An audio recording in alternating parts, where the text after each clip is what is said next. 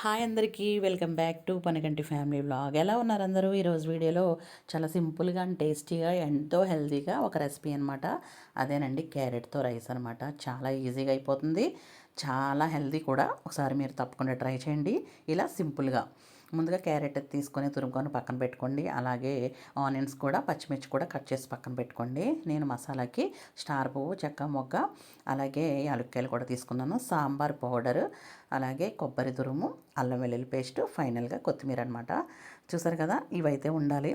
Stove on చేసుకొని ఒక కళాయి అయితే పెట్టుకున్నాను. దాంట్లో 1 టేబుల్ స్పూన్ నెయ్యి వేసుకున్నాను, 2 టేబుల్ స్పూన్ అయితే ఆయిల్ వేసుకున్నానండి. వేసుకున్న తర్వాత నేను చూపిస్తున్న మసాలా అయితే వేసేసుకోవాలి. వేసుకొని కొంచెం సేపు అయితే ఫ్రై చేసుకోవాలి.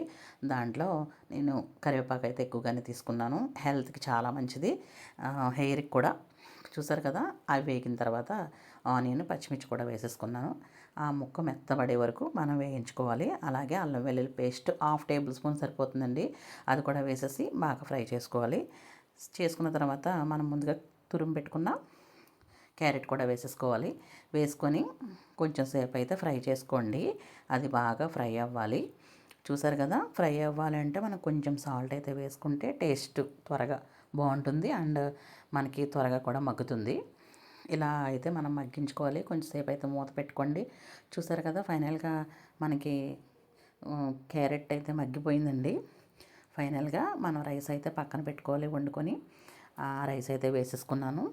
వేసుకొని కొంచెం సేపు అయితే మనం కలుపుకోవాలండి, మొత్తం అంతా కలిసేటట్టు, ఈవెన్గా కలిసేటట్టు కలుపుకోవాలి. చూసారు కదా, తర్వాత ఫైనల్గా మనం సాంబార్ పౌడర్ అయితే వేసుకోవాలి. ఇది మెయిన్ అనమాట, చాలా టేస్ట్ ఇస్తుంది. అలాగే కొత్తిమీర కూడా కొంచెం వేసుకొని మొత్తం కలిసేటట్టు కలుపుకోండి. అంతేనండి, చాలా ఈజీ ప్రాసెస్.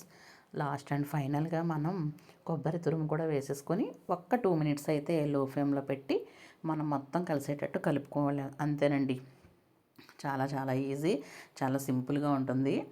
పిల్లలు కూడా చాలా ఇష్టంగా తింటారు. మీరు లంచ్ బాక్స్లో కూడా ఇది ప్రిపేర్ చేసేసి త్వరగా అయిపోతుంది, చాలా బాగుంటుంది కూడానండి.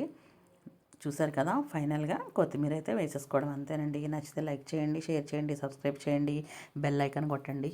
థ్యాంక్ యూ అండి, థ్యాంక్ యూ ఆల్.